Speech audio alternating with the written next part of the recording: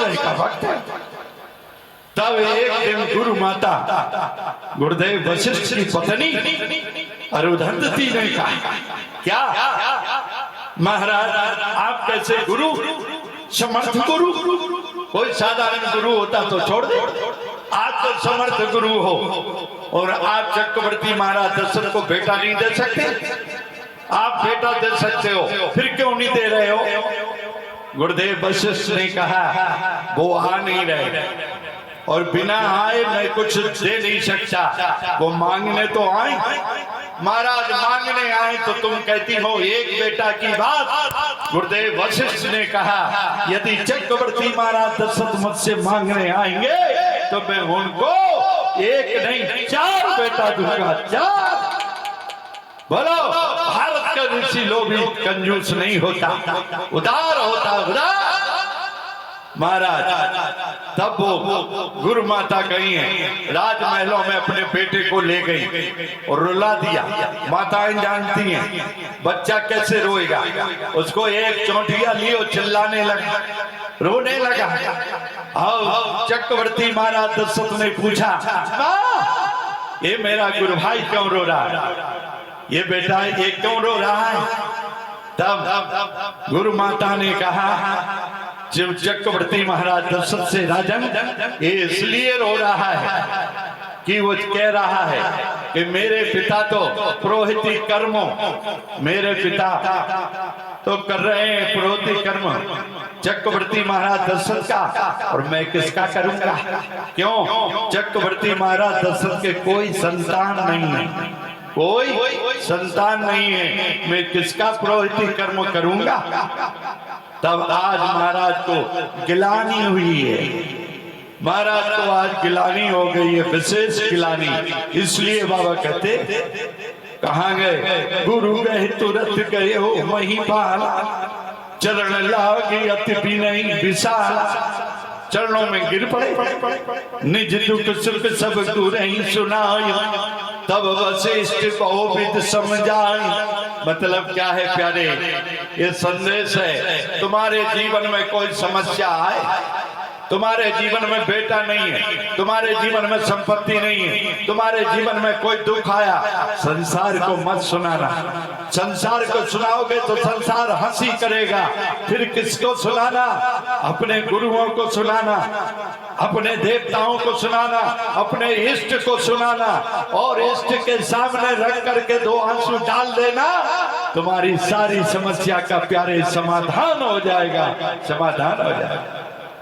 संसार तुम्हें समाधान नहीं दे सकता। इसलिए चक्रवर्ती महाराज दशरथ किसी संसारी के पास नहीं गए, अपने गुरु के पास गए। निज दुख सुख सब गुरहि सुनाय, तब वशिष्ठ बहुविधि समझायो। तब वशिष्ठ जी ने बहुविधि समझाया, ए राजन चिंता मत करो, तुम एक बेटे की बात करते हो, धरो धीर हुई सुतचारी, तिरुवन विदित भगत भयहारी। ए राजन तुम धीरज को धारण करो, एक बेटा की बात करते हो, तुम्हारे बेटा 4 होंगे, 4 बेटे हो। कैसे होंगे महाराज? देखो ये भारतीय संस्कृति सनातन धर्म है, बेटों के लिए वही यज्ञ किया जाता है। हमारे यहाँ 16 संस्कार होते हैं। पहला संस्कार गर्भाधान है, आप जैसा बेटा चाहेंगे वैसा बेटा मिल जाएगा। शिव में देखिए, वो हिरण्यकश्यप तपस्या करने गया और जिस वृक्ष के नीचे तपस्या कर रहा था, उस वृक्ष के ऊपर एक पक्षी बैठा था जो नारायण नारायण बोल रहा था, नारायण नारायण बोल रहा था। आज हिरण्यकश्यप ने सुन करके क्रोध आया, मेरे दुश्मन का नाम ले रहा है, और तपस्या को बीच में छोड़ करके चला आया। और जब बीच में छोड़ करके चला आया, कयाधु ने बार बार पूछा, एक बार नहीं, कयाधु ने कई बार पूछा, पतिदेव वो पक्षी क्या बोल रहा था? तब हिरण्यकश्यप ने कहा, नारायण नारायण बोल रहा था। कई बार पूछा वो पतिदेव वो पक्षी क्या बोल रहा था, बोले नारायण नारायण बोल रहा था। परिणाम क्या हुआ, उसी समय कयाधु गर्भवती हो गई और नारायण नारायण शब्द होने से भक्त प्रहलाद पैदा हो गया। भक्त प्रहलाद पैदा, प्यारे ये गर्भाधान पहला संस्कार है। तुम जिस स्थिति में होगे, जिस परिस्थिति में होगे, उस समय वही स्थिति परिस्थिति तुम्हारे बालक के ऊपर आ जाएगी, वैसे ही बालक तुम्हें मिल जाएगा। इसलिए उस समय भगवान का ध्यान होना चाहिए, तो भक्त पैदा हो जाएगा, भक्त पैदा हो जाएगा। आज चक्रवर्ती महाराज दशरथ ने कहा, ऐसे बेटों को प्राप्त करने के लिए मुझे क्या करना पड़ेगा? और गुरुदेव वशिष्ठ ने कहा, राजन जब तक गंगा रहेगी, जब तक जमुना रहेगी, नर्मदा रहेगी, जब तक पृथ्वी रहेगी, चंद्रमा रहेगा, सूर्य रहेगा, दुनिया में सिंधु रहेगा, नोट करो राजन, तब तक तुम्हारे बेटे का नाम अमर रहेगा, अमर रहेगा। इसलिए तो मैं कहता हूं, कोई धर्म 4000 वर्ष से चला है, कोई धर्म 3000 वर्ष से चला है, कोई धर्म 2000 वर्ष से चला है, लेकिन नोट करो सनातन धर्म कब से चला पता है? सनातन धर्म जब से चला, जब से सूर्य, सनातन धर्म जब से चंद्रमा, सनातन धर्म जब से पृथ्वी, सनातन धर्म जब से पवन देव, सनातन धर्म जब से अग्निदेव, सनातन धर्म जब से सिंधु। दुनिया का कोई भी ताकत नहीं है कि जो सूर्य को मिटा दे। लोग कहते सनातन मिटने की ओर जा रहा है, कोई किसी की हिम्मत नहीं है जो सूर्य को मिटा दे, जो चंद्रमा को मिटा दे, जो पृथ्वी को मिटा दे, जो पवन को मिटा दे, जो सिंधु को मिटा दे। किसी की ताकत नहीं है जो दुनिया के हिंदू को मिटा दे। प्यारे, न सिंधु मिट सकता है, न सूर्य मिट सकता है, न दुनिया का हिंदू मिट सकता है। सनातन धर्म सत्य धर्म है।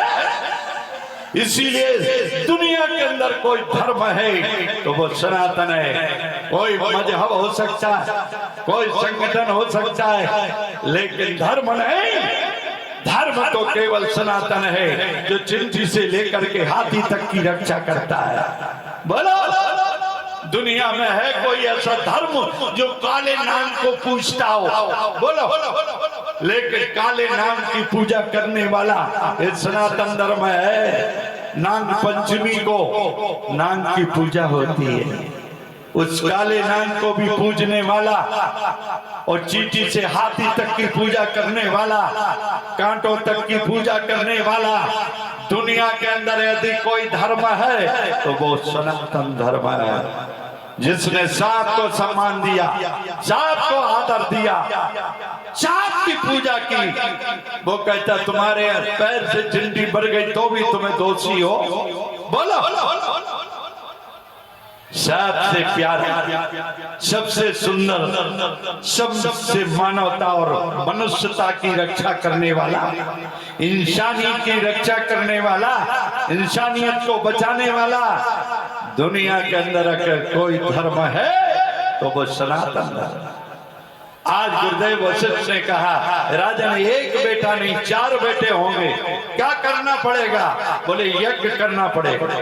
जो यज्ञ हो रहा है ये यज्ञ राम जी की जन्मभूमि है। जन्मभूमि यहीं से प्रकट हुए थे राम, इससे यज्ञ से यज्ञ करना पड़ेगा।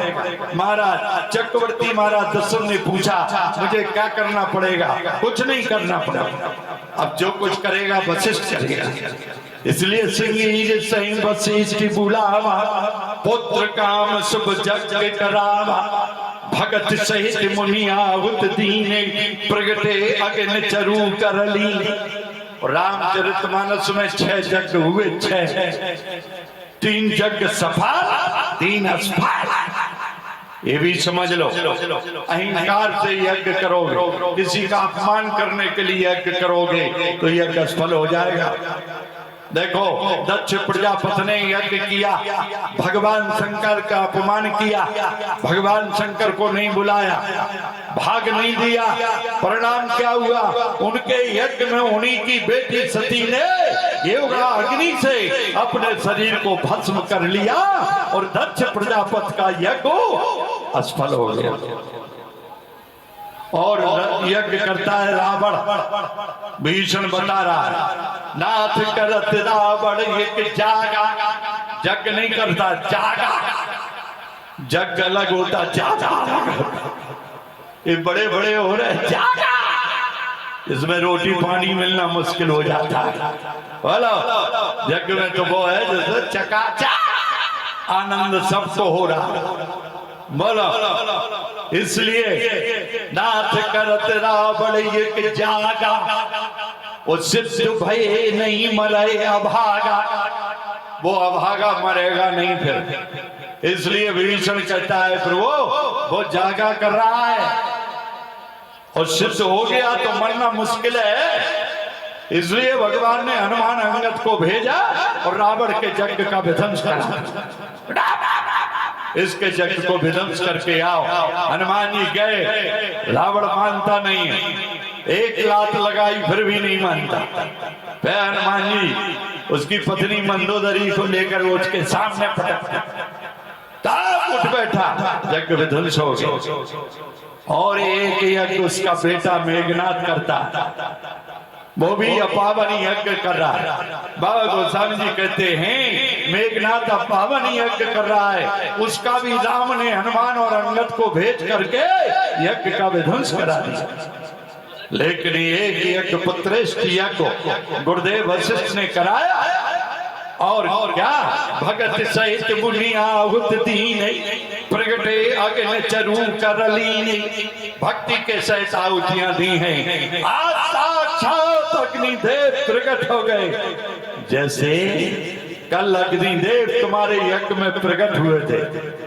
अग्निदेव कल प्रकट हुए थे, ऐसे अग्निदेव यज्ञ में प्रकट हो गए, साक्षात प्रकट हो गए।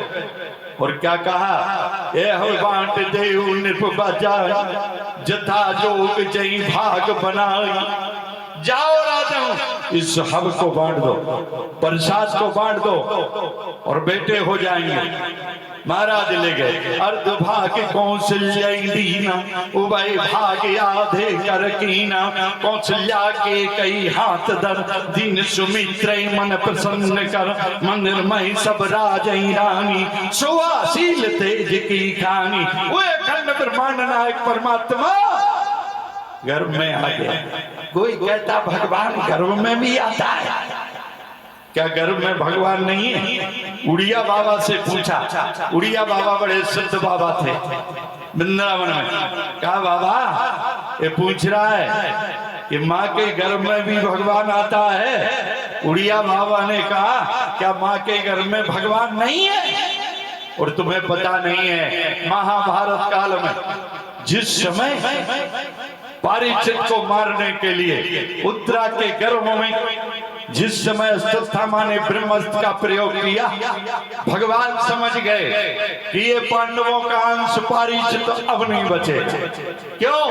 ब्रह्मास्त्र चला दिया इसने अश्वत्थामा ने, और ब्रह्मास्त्र जलाया। इसलिए परमात्मा ने परीक्षित को बचाने के लिए आज उत्तरा के गर्भ में प्रवेश कर दिया।